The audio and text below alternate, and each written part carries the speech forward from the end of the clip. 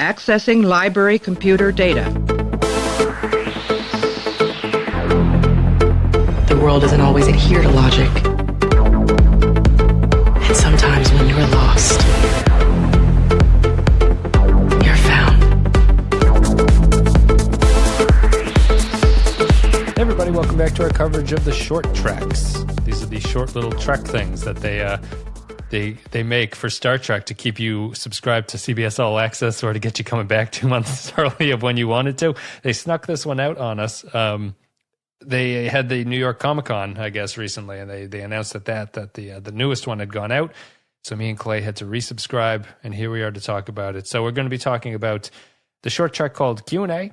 It is the first of the second series of these things, written by Michael Chabon, directed by Mark Pellington. It came out on October 5th, 2019. In this short trek, Ensign Spock's first day aboard the USS Enterprise doesn't go as planned when he and Number One are unexpectedly stuck together in a turbolift. We're joined by Clay. Clay, how are you? If you could please call me Number One from now on. Oh, sorry, yeah. Don't want to be awkward on your first day or anything like that. No, definitely don't want to be awkward by telling someone not your name. It's cute though, right? That's a very cute turn of phrase, I think. Well, Why would anybody else but the captain call her Number One? It's a good question, right? But I think we're going to get into all of these conundrums that come up from this short trek right after this. I'm going to take take a break. We're going to play an audio clip, and me and Clay come back, and we're going to break down Q&A. Computer error. Manual control unavailable. Engineering. Upjohn, this is Number One. We have failure in Turbolift 6, and I can't get manual override. On it, sir. Engineering out.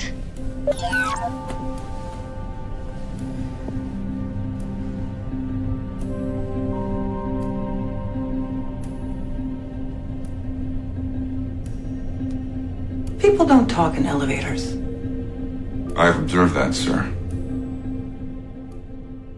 Well, first off, Clay, these are back. How would you describe your reaction to the first series of short treks for the first season? I thought they were fine. I was surprised that they became required viewing for the season. Mm-hmm. And based on the trailer that came out for season 3, that seems to still be the case, because the dude from Calypso, it has shown up in the trailer for season 3, right? Yes, he's a member of season 3. He's a part of the not the cast, I guess, but he's a recurring guest star, I think. Yeah. It's interesting that they've become required viewing. I don't really like that. This one doesn't really I don't know how this one could possibly be required viewing unless they've got something else up their sleeve that they're not telling us. Can't possibly. I think this is truly a standalone episode, which is what I want from them in a lot of ways. I think the unfortunate thing about what these short treks are doing, and what this one does in particular, is that they're fleshing out parts of the lore that I don't care about, really. Like, sure. I don't care about this, why Spock yells in the cage all the time, like, episode. I don't care about that. I don't care about him. Wait, hold on. What? Well, when he beams on board in this short trek, he's yelling all the time, and she tells him to stop yelling. He doesn't need to yell. It's a reference to the cage, where Leonard Nimoy, for whatever reason, was constantly yelling in that episode. Oh, really? Yeah. Oh, that's weird. So what they're doing is he doesn't have that rare disease where he can't control the Will Ferrell disease. Go to sleep, little baby. Literally tens of people every year are diagnosed. No, he doesn't have that. They're there. It doesn't have that. It's so I think my problem with this one really is just that they're fleshing out parts of the lore that I don't think are important or worth wasting time on. Like my ideal short trek thing would just be you're sort of fleshing out character relationships between characters who are now going to be prominent in the new series or something like that, or characters from the main Discovery cast. And instead, it seems like they're more interested in using them to be cute with lore in a lot of places, and to like link things that you don't really think about or you don't really care but they seem to enjoy the fact that they are connecting the dots between the series and Discovery. And I don't find that particularly interesting. I would. What's funny about this one is that the setup for this one was extremely what I would have been interested in. Two characters are stuck in a turbolift with each other, but it ended up not really telling me anything about anyone. And if it did tell me anything, it's about number one, who's this like fringe character in the unaired pilot for the series. It's like who cares about number one, really? Well, I mean, she likes Rodgers and Hammerstein. Or is that who? I don't know if that's who that is. Is that the song that you're talking about? I can't. I'll have to look it up. But yeah, it's from. Oh God, it's from a musical. I can't remember which one it is. Yeah, I was just looking at it actually. Let me see here. Memory. Yeah, but go ahead with I Am the Very Model of a Modern Major General is a satirical song from the operetta The Pirates of Penzance by Gilbert and Sullivan. Of Penzance. Gilbert and Sullivan, not Rodgers and Hammerstein, yes. Yeah, I thought it was kind of a waste of time, honestly. I didn't find anything really interesting about it. Yeah, they basically just montaged Spock asking questions and her getting kind of annoyed by it. Which would have been, that's a weird story beat to me that they have her introduce the concept of asking questions to her. You know, like when they're walking to the turbo lift, she's like, "You're the science officer. You should ask more questions." Isn't it a little bit more interesting if Spock is just always asking questions? That like if his way of making conversation in that thing is to ask these kind of questions about the ship, and she gets annoyed by it, but she invites that torture on herself. So I don't understand what the point of that was. Yeah, and I like the idea of Spock's first day on the Enterprise, but I don't think if you pitched that story to me, I would be super enthused. Where it's like, yeah, it's Spock's first day on the Enterprise, and he gets stuck in an elevator. I don't know. It was just. See, yeah, I'd like that because I think you could really have an interesting short about being stuck in a turbo lift in Star Trek. Sure. But it didn't really work out that way. Yeah. Yeah. I mean, if you had those characters have any sort of like conflict or talk to each other at all instead of just, slow dissolving over different questions for 10 minutes. And then, I don't know. It just, it didn't really, there was no story inside the elevator, like there has to be, or generally you would expect there to be a, even though it's just two people in an elevator, you still have to tell a story with action and conflict and a beginning, a middle, and an end. Yeah. And it just kind of felt like we were watching two people stuck in an elevator without much to talk about. The shorts really rely on fan familiarity with the characters. It's another Discovery trait where I don't ever want to see another exterior shot of the turbolift. It's really that's really weird. They've done that before in Discovery, but it looks like it's just in empty space. Like, why is there so much empty space in the ship? I don't know, and I think it's one of those things where they do this a lot. At least I feel like they do this a lot, where they try to explain it too much, and then it just brings up a lot more questions. Like, I have always wondered, I guess how would the turbo lift work? Because, is it like the Wonka Vader, where it can go up and down and side to side and, on multiple axes? Right. And it's like, apparently, yes, but it functions like a Disneyland ride, I guess, now that we've seen the exterior. But now it has all these other questions attached where it's like, well, is it on a singular track or is it moving in like 8 directions? It didn't really...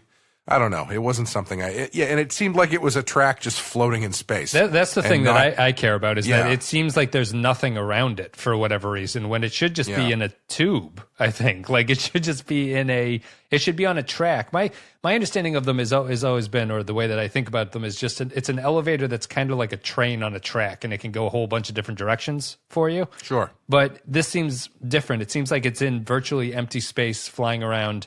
And if you wanted to fix it, you almost need to put on a spacesuit or something because there's like literally nothing around it. Yeah, they needed to call.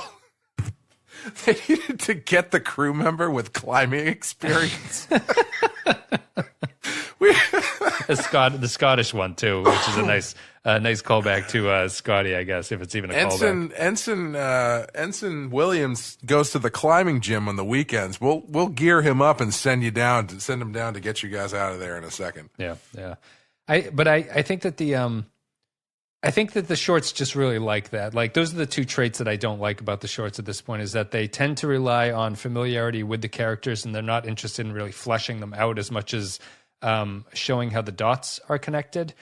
And then it's filling in lore that I don't think is really relevant. Like, I'm not interested in all these, how did item A get from point A to point B over the course of something? It's like, I don't care really. Like, I'd rather just have, you know, how can you, if you're going to do a short trek like this, I don't understand why you would pick number 1 and not just Pike and Spock talking to each other. Yeah, absolutely. That's all I'm interested in. I don't care about number 1. She's a trivia aspect of Star Trek. She's not a real character. Or shit. I think they're trying to make her a real character, which is why they're doing it. But, right, but it's why don't you put all 3 of them in there?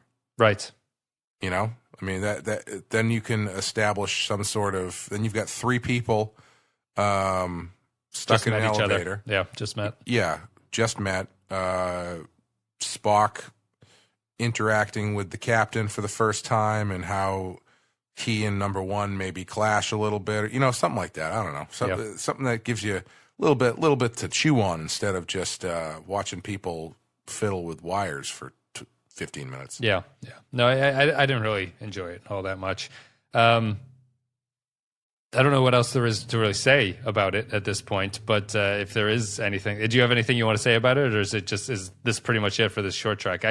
I don't think that it really amounted to much by the end of it. It certainly felt like all of 15 minutes. I did like the ending, just because I think that Anson Mount still continues to play Pike very comfortably.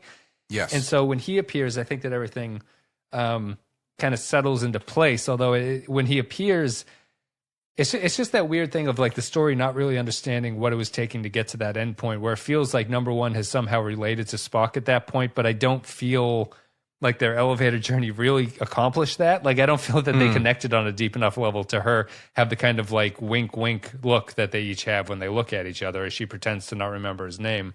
I don't know. Yeah. It's just strange. There was also a lot of like, did you feel like they were going for a weird sexual tension thing that didn't quite play and or amount to really anything? Yeah, no, I think so. Just with the sort of sensual circling of him in the elevator and all that stuff, and it's standing really close to each other, and you know, I don't know.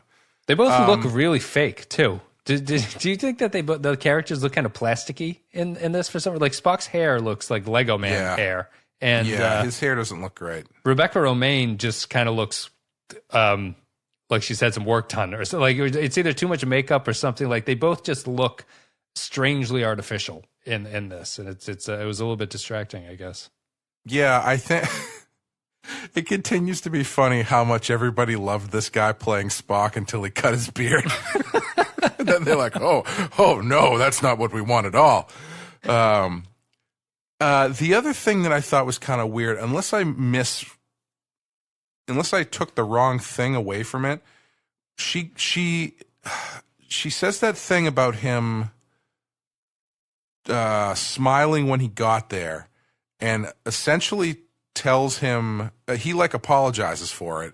And then she's like, don't ever apologize for being happy, but at the same time, don't let people see your proclivities. You know, yes. It was this weird kind of thing where she's telling him not to be embarrassed about his emotions or something, but then it's also like, but don't let people know you like weird shit. It was a strange pep talk. I attributed that to her as some sort of commentary on being a woman in Starfleet, which sure, in the context of things in the future, that doesn't seem like it would be a strange thing. But the thing about number 1 that was so provocative was that when it came out in the 60s, they were like, a woman second in command. Like, what the hell is this? Like, this is unprecedented. And I thought they were kind of commenting on that she, as a woman, she's not allowed to show her weaknesses, basically. because they'll take advantage of it, and that's what she's trying to pass along to Spock. I don't know if that's intentionally what they were doing, and if not, I don't really know what the point of it was, but that's how that was my headcanon coming out of it. Yeah, and it was all. It's also weird when he's like, "So, what's your big secret?" And she's like, "I like really old music." Yeah. I don't know what I was expecting, but I don't. I feel like the message was a little bit jumbled there. I only remembered that song. That song is in TNG's Disaster, and when Beverly Crusher is trying to get Geordi to sing it, and when it came up here, I was like, has this song been referenced a million times in Star Trek and I've just missed it? So I went and looked it up, but apparently it's only Disaster in this episode. So it's a strange connection to make there. Like I don't know. I don't understand why it's necessary to link TNG to this show at all. Like if it was in TOS, I think I would understand it. Maybe it's kind of like a top 40 hits of the 20, 30, 40s or whatever. But I don't understand why everyone is singing it across the galaxy. Yeah, I mean Spock apparently knows it because he joins in at the end. Yeah. I know it from The Simpsons. It's one of the songs that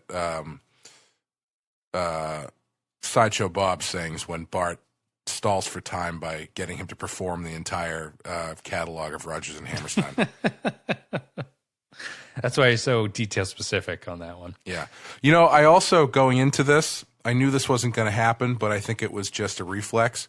When I saw the title, I part of me was hoping that Q was actually going to show up, because you can't have a Star Trek title with the letter Q in it without it being a pun on Q. I guess you can. I guess that was the big twist. I didn't even think about that, but it makes sense. I'm glad they didn't do that, actually, but I don't know if I'm glad with what we got out of it instead. Final thoughts about this one. I thought it was fairly similar to the first season's ones, maybe even a little bit more pointless in a lot of ways, although I still spent the entire first season of these things wondering how they were going to connect. And I don't really see this one connecting except in some very tertiary way where they randomly bring up that this happened previously. My theory about how this connects is they're going to do some sort of mini series that's about like Spock's first year in the Enterprise or something. Yeah. Because why else would you do it? If this isn't referencing something like that or leading into something like that, it just feels like them doing it because everybody liked these characters. It feels like they're doing it because everybody liked these characters, except they forgot to put in the one everybody liked. Right. Yeah. But it was cool. As far as I'm concerned, yeah, it was kind of a throwaway. I guess it was kind of fun. Yeah. And it was nice to see the Enterprise costumes and everything again. That stuff still looks great. There are 6 short treks before Picard starts. Apparently one more is Enterprise crew based. So Pike, number 1, and Spock. Are they all Discovery based, or is there a Picard short trek as well? The last one is a Picard short trek. Oh, it is? Yeah. Okay. Interesting. At least the idea was that they think it's the last one, but I think it's been confirmed that one of them is a Picard-related thing. So I think it would make sense to have that one be the one that pops up right before the series starts, obviously. But yeah. Is it an interview with the makeup artists where they were trying to convince themselves that they did a good job? Good? Do we just want to do the trailer talk here? Sure. What the hell? We'll do 2 minutes of trailer talk. I like the trailer. I get fired up by seeing that this series is pretty close, and I'm interested in it. I'm a million times more interested in the Picard trailer than I am in the Discovery upcoming season.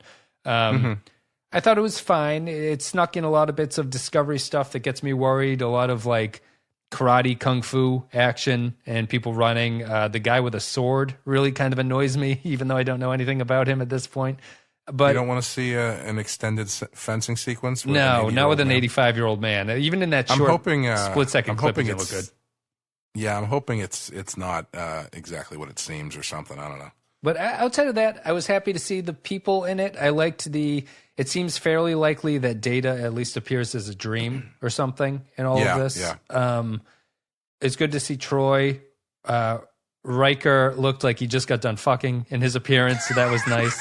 Yeah, very appropriate. And outside of that, I thought it was fine. I really like the way they introduced him in the trailer too, where he's just got his back to the camera and someone's like, "Dad," and he's like, "What?" Yeah. Listener Kyle said it looked like he was masturbating into the sink from that shot. But yeah, doing the taxes. What do you want? I would say it got me excited. It was probably another 85 out of 100, like the first trailer was. Like, there's still a little bit that it's got me concerned and everything, but I think that in general, I thought it was good. I want to know who's flying that OG Romulan bird of prey everybody seems to be shooting at. That seems to be the ship that he's flying around on, right? That's what I thought it probably was, if I had to take a guess at it, yeah. Yeah, I think that's what it is. And it looks like they attack a Federation ship at some point in it. But when he does the little, like, let's kick it or whatever, and they jump to warp, they show that ship jumping into warp. So that's what it is for me. I was really trying to get a good look at the badge situation. It looks like it might be the... All Good Things badge. It looks, if it's not, it's very, very close. Yeah, that makes sense. I was also wondering if they're going to make those Starfleet visitor passes. You have to get I was one like, of those I bet people will buy those if they make those. What'd you think of the trailer? I thought it looked good. Data's hair excluded from that. Yeah, Data full stop doesn't look fantastic. I like his eyes. I'll stick to. I like his eyes. I think his eyes look non-human and are therefore good. Yeah. I don't know how relatable of an example this is, but it's kind of like if you draw someone's face, right, and you think it looks dead on, and then you flip the paper over and you look at it through the back, it usually doesn't look right, and that's what Data looked like to me. But yeah, I thought it looked pretty good. I like that they're kind of giving you a lot, but not really giving you anything, because it's still fairly abstract what exactly is going on and what the story is about, and why he needs to go talk to Riker and why he needs to go talk to. I mean, I guess we know why he's talking to 7 of 9, but yeah, I like that they're not spoiling anything really. It looks pretty good. I'm holding out hope that it's going to be good.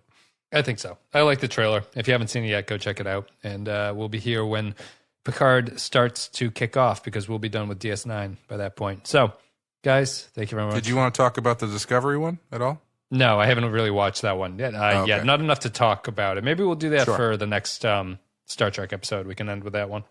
Mm-hmm. Guys, thank you very much for listening. If you want to support the show, patreon.com/the Pensky File is the best way to do it. Otherwise, you can click all the social links down below. Just, Discord, Facebook, Twitter, all that stuff. You can follow us there. I think that's it. We're continuing our coverage of Star Trek DS9. We're going to do the short treks as they pop up. They'll probably come out on the Tuesdays. I think it's one a month until Picard actually kicks off.